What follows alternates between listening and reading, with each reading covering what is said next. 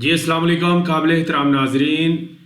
पाकिस्तान में जहाँ कुछ अर्सा पहले टैक्स रेट बढ़े और सबसे ज़्यादा जो मुतासर किया वो किया प्रॉपर्टी के बिज़नेस ने। ना सिर्फ प्रॉपर्टी के बिज़नेस इसने मुतासर किया बल्कि रियल एस्टेट कंस्ट्रक्शन और बहुत सारे मामलात को डिस्टर्ब किया। अब इस चीज़ को इस प्रॉपर्टी सेक्टर को बूस्ट करने के लिए बहुत सारे ऐलानात हो रहे हैं। वज़ीर आज़म शहबाज शरीफ साहब एक कमेटी बना दी है जिसे कायमा कमेटी बराए कौमी अमूर का नाम दिया गया है और वो सिफारिशात तैयार की जा रही हैं कि कौन कौन से टैक्स कम कर दिए जाएँ या ख़त्म कर दिए जाएँ। और इस तनाज़र में ये हो रहा है कि इस तरह शो किया जा रहा है कि जैसे ये सारे ही टैक्स ख़त्म कर दिए जाएंगे। तो बहुत सारी इस बारे में पोस्ट वायरल हो रही है। लोग हमें भी कह रहे हैं कि आप इस बारे में क्यों नहीं बात कर रहे।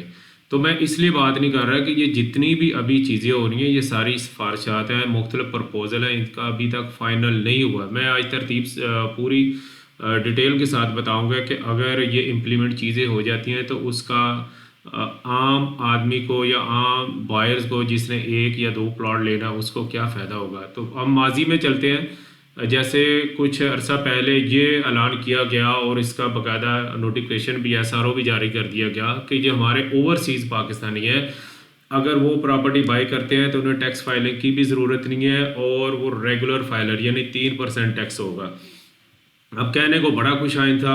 लोग जब रजिस्ट्रार के पास गए या पटवारी के पास गए तो उन्होंने कहा जी इसका वो लेके आए CPR लेके आए 3% का सर्टिफिकेट FBR से लेके आए। अब वो जो चलान बनता है उसके लिए एक पूरा प्रोसीजर था। इतना टफ प्रोसीजर है कि वो मुतलका RTO उसको अप्रूव करता है और अप्रूव करने के बाद फिर उसका 3% का टाइम बनता है। तो अगर बड़ा भी फास्ट उसका चैनल अडॉप्ट कर दिया जाए उसके लिए जनाब आप लगा दें उसका नाइकॉप लगा दें उसकी फिर सबूत लगाना पड़ेगा कि वाकई ये रेमिटेंस आई। तो आपको पता है कि हमारे लोग कितने डॉक्यूमेंटेड है। तो इन सारी झंझट से आपके हमने ये प्रैक्टिकली देखा है 2 या 3% लोग इस चीज़ का फ़ायदा उठा पाए, नहीं तो कहते हैं यार इतना वेट कौन करे। आपको पता है जब प्रॉपर्टी सेल परचेज हो रही होती है तो उसमें बहुत सारी बातें चल रही होती हैं कि भाई पार्टी भाग जाएगी, ये प्रॉब्लम हो जाएगा, वो हो जाएगा। फिर बंदा सोचता है यहाँ से मैं 1 करोड़ रुपया लगा रहा हूँ तो यार ये 20-30 हज़ार रुपया दो और जान छुड़ाओ। तो ये इतना फ़ायदा नॉन रेजिडेंट को मेरे ख्याल में नहीं हुआ क्योंकि हमारा जो सबसे बड़ा प्रॉब्लम है जो मैं हाईलाइट भी करूँगा वो ये वाला है कि डिजिटल नहीं है। हमारा जो निज़ाम है डिजिटलाइज नहीं है। मुख्तलिफ पेपर वर्क पे काम होता है। जो पोस्ट पे लोग बैठे होते हैं जिन्होंने इन चीज़ों को अप्रूव देना होता है उसमें अच्छे लोग भी हैं लेकिन ज़्यादातर लोग जो हैं रुकावटें पैदा करते हैं। अच्छा, तो ये सारे ऐलान हो रहे हैं, मीडिया पे भी खबरें चल रही हैं। तो इन सारी खबरों पे मुझे बड़ी ही एक यादगार स्टोरी याद आ गई सादत मंटू साहब की।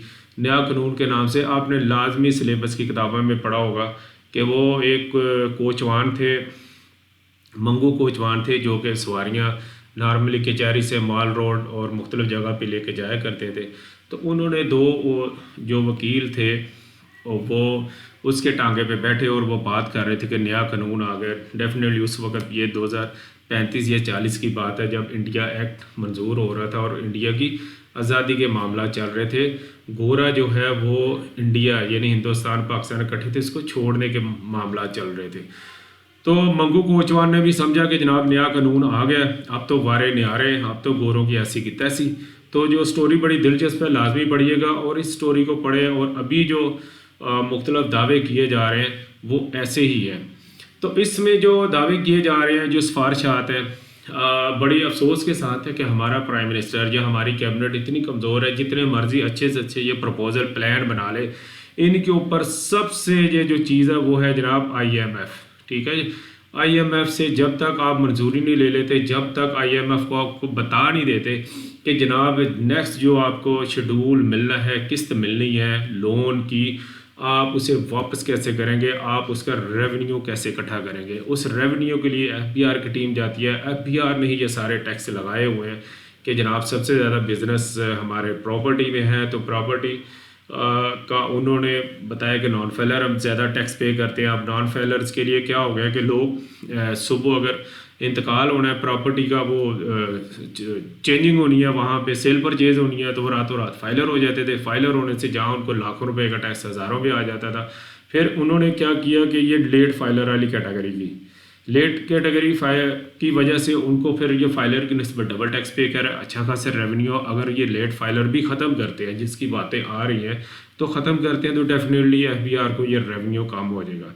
फिर इसके बाद उन्होंने एक डीम प्रॉपर्टी लगाया। बेसिकली ये भी ठीक है, मुख्तलिफ सोसाइटी में आपने देखा होगा कि खाली प्लाट पड़े रहते हैं और लोगों के एक ही बंदे के बहुत ज़्यादा प्लाट है, ना उनको कंस्ट्रक्शन करते हैं, ना ही वो एग्रीकल्चर में आते हैं। तो बेसिकली ये भी एक अच्छी चीज़ थी कि वो 70 टैक्स लगा दिए जाए, ताकि लोग एक लिमिट में जो ज़राई एग्रीकल्चर लैंड है वो ऑक्यूपाई हो, और जो लोग उस पर प्लॉट खरीदें और प्लाट में वो कंस्ट्रक्शन करें। क्योंकि ये खाली प्लाट है, वो किसी काम का नहीं होता, बेकार है। किसी सोसाइटी में चाहे किसी ओपन जगह पे हो, वो फ़ायदा नहीं देता अनटिल कि वो प्रॉपर्टी इंक्रीज़ कर जो और मालिक को फ़ायदा हो, आम आवाम को उसका फ़ायदा नहीं होता। ये विद होल्डिंग टैक्स है जो कि सबसे ज़्यादा है 230C और 236 के, यानी कि जो ख़रीदता है वो दे रहा है इस टाइम पे। अगर नॉन फाइलर है वो 12% देता है, और जो बेच रहा होता है वो तकरीबन 6% है, और फाइलर हो जाए इस पर लेट, और ये सारी कैटेगरीज है। अच्छा, ये वाला जो टैक्स है ये सबसे पहले मैंने लिखा था प्रॉपर्टी टैक्स। इस पर जो पंजाब हुकूमत ने स्पेशली अनाउंसमेंट की है कि इसमें काफ़ी ज़्यादा रिलीफ है, लेकिन उसमें भी काफ़ी टेक्निक्स है। आपको इसकी डिटेल्स या SRO जो है वो पढ़ना पड़ेगा, देखना पड़ेगा कि क्या है। तो इस प्रॉपर्टी पे इस पे ये जो टैक्स है मैंने देखा है कि इस पे वाकई लोग मंगू कोचवान बन जाते हैं, लोग मुख्तलिफ हवाले दे रहे होते हैं। तो आपके पास अगर इस तरह की टीम है, ये लोकल गवर्नमेंट ने करना होता है, इसका FBR के साथ कोई तल्लुक नहीं है। तो आप तहम्मुल से उनके साथ मेरा मशवरा तहम्मुल से उनके साथ बात किया करें, उनको बताया करें कि ये रेंटल प्रॉपर्टी इसमें है या नहीं है। नॉर्मल होता है ये कि एक ही बंदे पे 2 या 3 मकान होते हैं, उसके बच्चे रह रहे होते हैं, उसके मुख्तलिफ फैमिली मेम्बर्स रह रहे होते हैं। तो बेहतर तो यह है कि आप जो है ना इसको टाइमली डिवाइड कर लिया करें, बच्चों में डिवाइड कर लें, ताकि वो प्रॉपर्टी इतनी टैक्सेबल के ज़ुमरे में ना आए। और अगर आप डिवाइड भी नहीं करते तो फिर तहम्मुल के साथ जो टीम आए सर्वे करने उसको बताया करें, ताकि कन्फ्लिक्ट वाला मामला ना हो। और सबसे बुरी चीज़ है जो मैं देखता हूँ कि लोग टैक्स पे करने की बजाय, यानी 1500, 2000, 5000 टैक्स देने की बजाय रिश्वत देने के चक्कर में होते हैं कि 1000-1500 उसकी जेब में डाल दे। वो रिश्वत बहुत ख़तरनाक है, ना उसका रियासत को फ़ायदा ना आपको फ़ायदा। बेहतर यह है कि सेटलमेंट करके जो मिनिमम रेट है वो आप टैक्स पे कर दें, ताकि फ्यूचर में आपको उसका फ़ायदा हो। तो ये अगर ये सिफारिशात अल्लाह करे ये बेहतर एक फार्मूला बना ले, तो उसमें जो रुकावटें है सबसे ज़्यादा वो ये है कि नॉन डिजिटल, हमारा सिस्टम ही डिजिटल नहीं है। क्योंकि जितनी भी ये रिलीफ बनेगी, जितनी भी पॉलिसीज़ बनेगी, जिसमें एक बहुत अच्छी पॉलिसी है वो ये है कि जो फर्स्ट टाइम परचेज़ करेगा घर उसको टैक्स नहीं होगा। ये एक अच्छी खबर है, लेकिन इस चीज़ को अचीव करने के लिए वो ये होगा कि बंदा FBR में रजिस्टर्ड होगा, FBR ही उसको सर्टिफिकेट देगा, वो अपने RTO से ही सर्टिफिकेट लेके आएगा। किस तरह की सेटिंग होगी कि जो रेवेन्यू डिपार्टमेंट में जो हमारे पटवार खाने हैं, रजिस्ट्रार हैं, वहाँ पे जब उसका चलान बनेगा तो वहाँ पे FBR की तरफ से आएगा कि इसने पहले कोई प्रॉपर्टी नहीं पाएगी, तो तभी उसका चलान बगैर 236 के बनेगा। अगर ऐसी सूरत ना हुई तो फिर वो भी पूरा करेगा। तो इसके लिए उसको डिजिटल होना पड़ेगा। डिजिटल मीन को उसको अपना NTN क्रिएट करना पड़ेगा, उसको अपने इनकम सोर्स डिक्लेयर करने पड़ेंगे। और ये FBR के मामलात भी क्या है, वो अभी ढके छुपे नहीं है कि बहुत सारा FBR का जो सिस्टम है, जो इनका तरीक़ाकार है वो बहुत ही पुराना सिस्टम है कि टाइमली कंप्लाइंस नहीं होती। जब से इनका सेंट्रलाइज से मतलब RTOs के पास स्पेशली NTN सेल और मुख्तलिफ मामलात के हैं, तो ये बजाय ये बेहतर होने के मज़ीद पेचीदा होता जा रहा है। हमें दुआ गो भी रहना चाहिए, हमें तवक्को भी रखनी चाहिए कि आने वाले दिनों में बेहतर होगा, और अपनी लिमिट में जो आपसे बन सकता है, जो आपकी डोमेन में है, बेहतरी के लिए ज़रूर पुरुमीद रहना चाहिए। लेकिन मैं ये साथ ये भी कहूँगा कि मंगू कोचवान की तरह जज्बाती हो गए, ना ही किसी को बुरा या भला कहें, ना ही कभी आप परचेजिंग करने जाएं या वहाँ पे बाय करने जाएं तो वहाँ पे उलझ जाए। नहीं, ऐसे नहीं तो ऐसे है, ख़बरें ज़रूर सुने, लेकिन उनसे डिमांड करें कि जनाब इसका नोटिफिकेशन या SRO जारी करें, तो उसके मुताबिक सारे मामलात को तरतीब दें। एक साथ ही मैं बताता चलूँ कि टैक्स के मामलात में लोग फाइलर होते हैं और वहीकल टोकन पे करना होता है या गाड़ी ट्रांसफ़र करनी होती है। जब एक्साइज में जाते हैं या ऑनलाइन चालान पे कर रहे होते हैं तो वो वहाँ पे फाइलर शो नहीं हो रहे होते। तो उनके लिए भी हमारी उनसे हम्बल रिक्वेस्ट है कि जब आप गाड़ी ख़रीदते हैं तो कम से कम साल पहले, लोग तो 5-5 साल पहले प्लान करते हैं, तो एकदम तो ऐसा होता नहीं है कि आप सुबह उठे तो गाड़ी आपके घर बाहर खड़ी हो।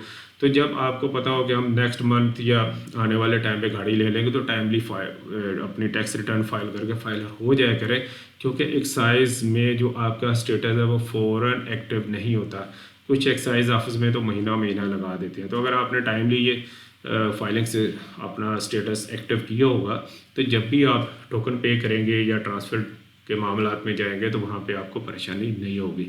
अपना और अपने चाहने वालों का बहुत ज़्यादा ख्याल रखिएगा, और अगर मेरी वीडियो अच्छी लगी हो तो काइंडली लाइक ज़रूर कीजिएगा। अल्लाह हाफिज़।